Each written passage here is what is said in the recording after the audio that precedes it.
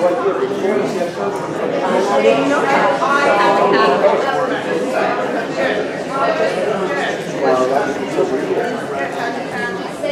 to see you.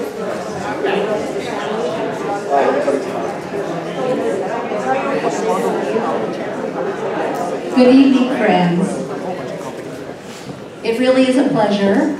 We knew that if I said good evening, that she would show up. It really is a pleasure to be here this evening. My name is Debbie Spiegel, and on behalf of all of us at Holy Blossom, we're really thrilled to have you, not only here at Holy Blossom, but in our new space. And we hope you'll have a chance to really have a good look around. It really is quite amazing. Washrooms are actually, if you go through where it says 2C, right straight ahead of me, you'll find washrooms at the end of the hallway. And there's another set of washrooms right here outside, just this double door where Jim is speaking. So on behalf of all of us, we're thrilled to have the three of you with us. Thank you so much for being here. And I will let everybody else get started.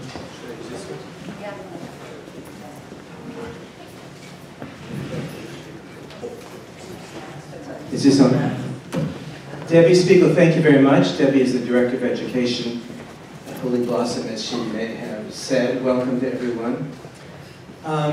Look, we have the good fortune of having two very special, I was going to say unique, but that may be repetitive, but two very special figures in the Jewish world, Tova Hartman and Rachael Turkienicz. They are amongst the leading thinkers, teachers, and I think it's fair to say influencers. Tova Hartman is New York born, Montreal raised, made Aliyah with her family when she was a teenager, went on to study at Harvard University, took her PhD in education and psychology, went on to teach at Israel's leading universities, Hebrew University, Bar Ilan, and over the last half a dozen years or so, moved to Israel's largest college and its most unique, Ono Academic College. Ono, if I may digress for 1 second, is, I think, Israel's most important university. It's not as well known as Hebrew University, or Bar Ilan for that matter, but it's its most important university. And that's because it uniquely brings together, brings into its ranks, Israel's Utre groups.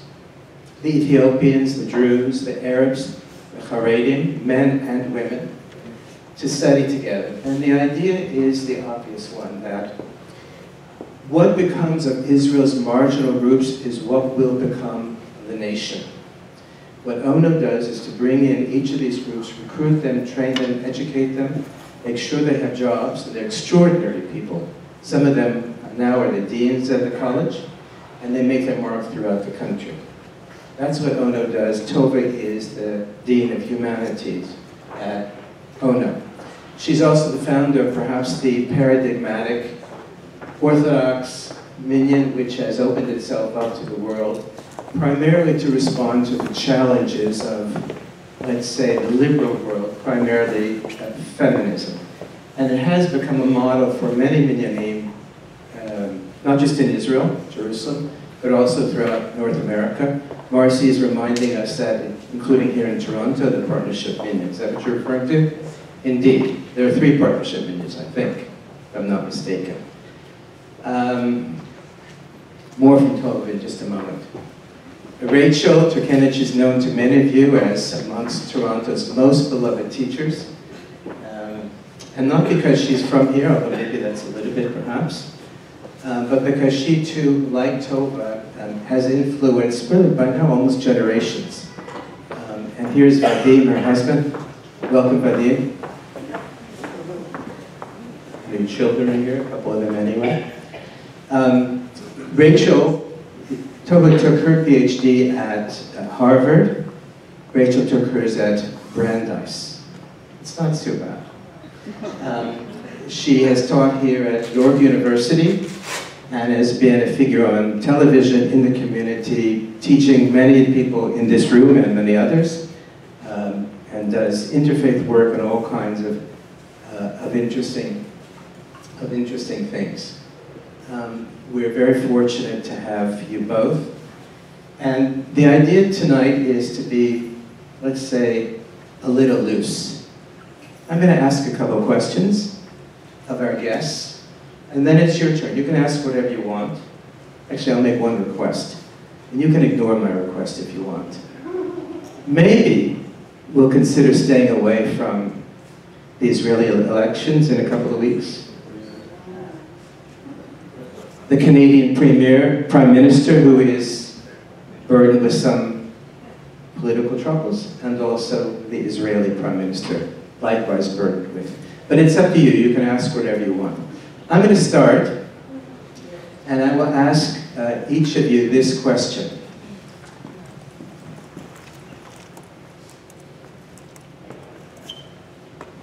If you had a choice as to which Jewish figure in history to have dinner with.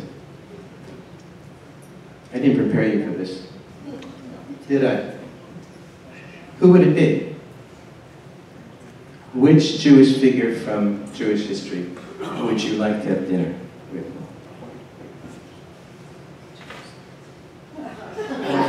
Rachel, to start.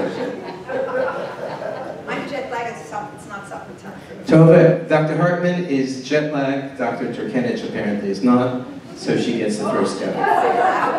Think of dinner. So, I should think of a really good Jewish chef.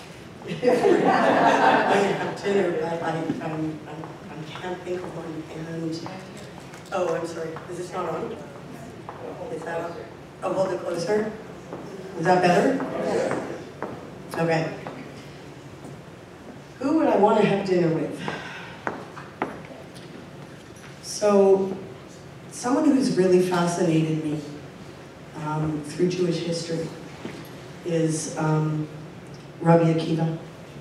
And I would want to have dinner with him for a number of reasons.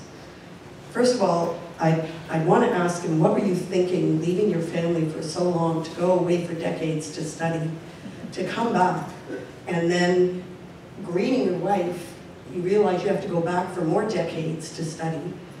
I'd like to hear the thinking behind that. But I also am fascinated with his desire to negate the politics of his time, to bring about reconciliation between his teacher and the sages in general, to try to argue against the nonsense, and at the same time to be brilliant and mystical and see the world through all those different lenses in order to then be able to say who has time for the nonsense. And I'd love to have dinner and just explore that and hear everything that went into that for me. Thank you. Before we go to Dr. Hartman, I forgot to say something very important. What Rachael mostly does now is to be the director of Rachael's Center, where many of you come to study with her. It might be the most important intellectual institution here in Toronto, and it's one of the, along with Holy Blossom, supports this evening. So please forgive me for that. You should study at Rachael's Center if you don't already. If you're in Jerusalem, of course, you should go to Shira Chadashah. No. Rachael, do you think he would tell you the truth? I think after enough wine, perhaps.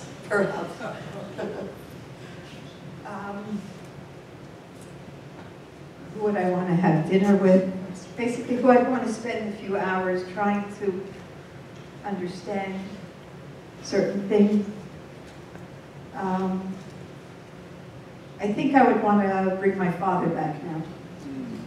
Actually, being in Toronto, I'm even allowed to speak about him in that way. Yeah, I think I would. I would want to ask him about other parts of his life, about decisions he made, about what brought him to say the kinds of things he said, to stand up for certain things, to not stand up for others. There was many choices, and so I think I would like to ask him that. Apropos of that, one of the things not so well known about Rabbi David Hartman, the late Rabbi Hartman, is that this is his chief student. They studied together privately for years, Talmud every morning, certainly the last number of years of your father's life. And this is his intellectual heir, Tova Hartman is. I'd like to have dinner with your father again, too. Next question. I'm going to ask 2 more questions and then open it up to you. Next question is this. Who are the 3 most important influential Jews of, let's say, the 20th and or the 21st century? Who would you choose to be in that company of those 3, the most important?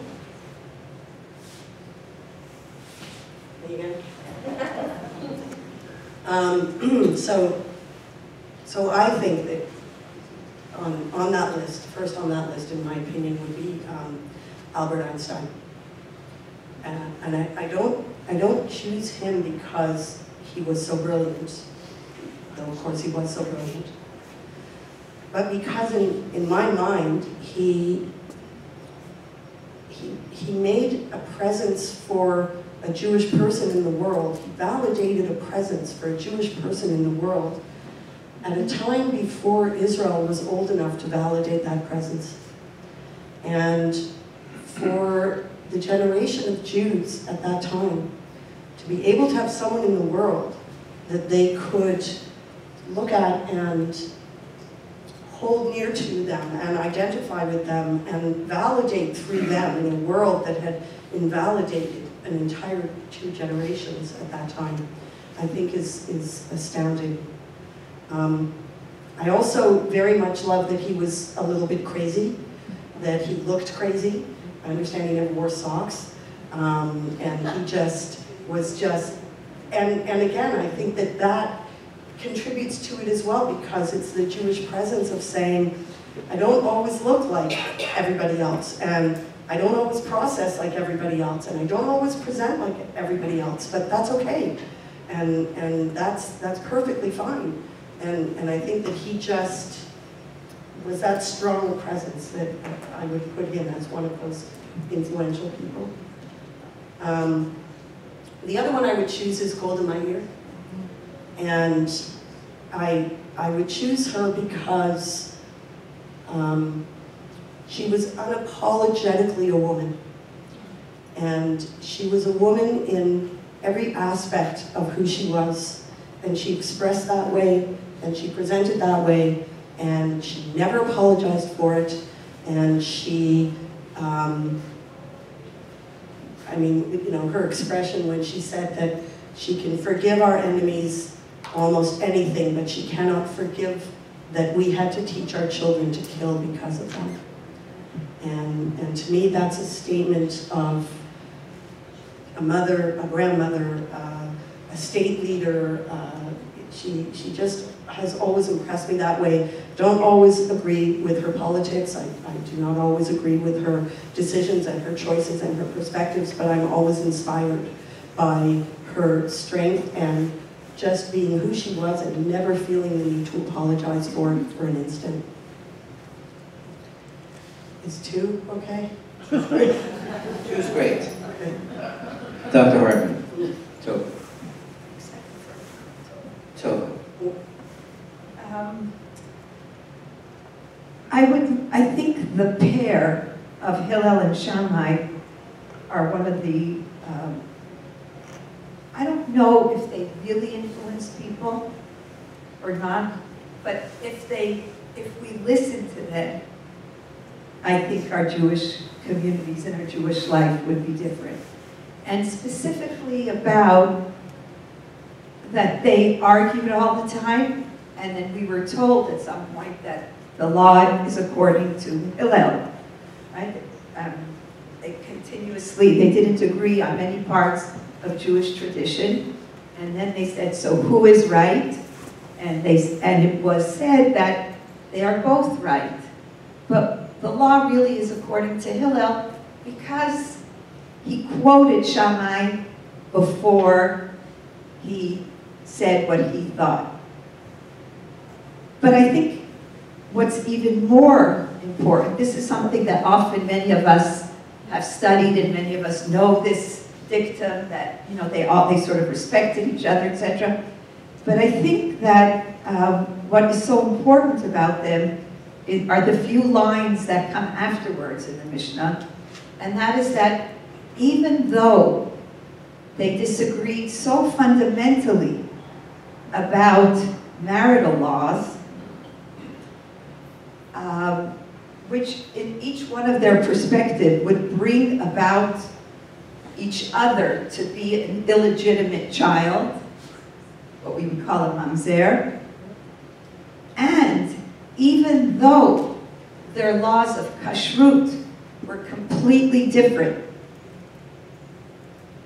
it says that they still married each other and they still ate with each other. In other words, it's not just the hinim atov manayim, everything is wonderful and, you know, we'll just sing together. There's fundamental differences that really would lead to total tribalism, to literally two separate groups completely. But they did find a way to keep love, and they did find a way to keep community. And I think if we went back to there and said, we have to listen more, I think that they might have a very healing influence on our communities. Permit me one more question and then we'll open up to your questions for Tova and Rachael. And my question is this: you each lead an institution. I know you're the Dean of Humanities, you're not the president of Ono, but you're at the center of Ono Academic College, emotionally and socially and so on. And you're the director of Rachael's Center. It's your institution. Tell us something about your institution and what happens there that we would not otherwise know, that we should know. I know something about each of the institutions, and I want you to tell us something, and you're both modest, so jump that if you would, please. Tell us something we should know about Rachael Center and about Ono Academic College. Maybe you're going first. I have. Oh, you want Rachael still too? All right, it's up to you guys. Okay, so Rachael Center is a place for study of Judaics and building community. And it builds community both in real life with people in a room together, and it also builds community online. And some of the things that go on online, as well as some of the things that go on around that table, always astound me. First of all, to my students, I have to say that your commitment of these people to come for years, to share their ideas. Some have tremendous Jewish backgrounds, some do not. And to encounter the text together, and these concepts together, and then enrich each other with the perspectives and the views. And I always think of everybody standing at Sinai, and God is finally meeting everybody, and everyone is meeting God, and the Torah and the Ten Commandments, and yet we're told by the rabbis that 600,000 people stood there and they heard 600,000 different things, because everybody encounters Torah on a personal level and hears something unique. And to be able to sit around the table together and share those perspectives and grow together and enrich it that way is always astounding to me, and I always walk away with more than I came with. There's also programs that we're running at Rachael Center that we had a program called Women of the Book, and it was women clergy from all the different faiths would come together, and we would study text together, and we would take turns. Each woman from her faith would present a text from her faith, and then talk about a woman in her community that stood out for her. And we had Catholic sisters, and we had Protestant ministers, and we had some women who were leading Muslim rituals, and the sharing, and not just the sharing of text, the sharing of these inspirational women was just something that we don't often hear about, and we should. We should hear about these women who are breaking ground within their own communities because of their morality, because of their ethics and their strength, and the way they're changing the world with that. I didn't expect that. I'm an academic, and to just see all of that happen. With some of what was going on online as well, when we started to launch some of the videos of the topics that we study, I was contacted by email from a small group in Iceland. I mean, seriously, who knew? A small group of Jews in Iceland who were asking how they can find each other and create their community through these videos. But I think what really touched me most was a group of mothers in India who contacted me and found the videos and asked if they could have access to open the whole site up. They wanted to educate their daughters to be Jewish girls, and they couldn't because it was dangerous and it was life-threatening. And so they could only do what they could do in their homes.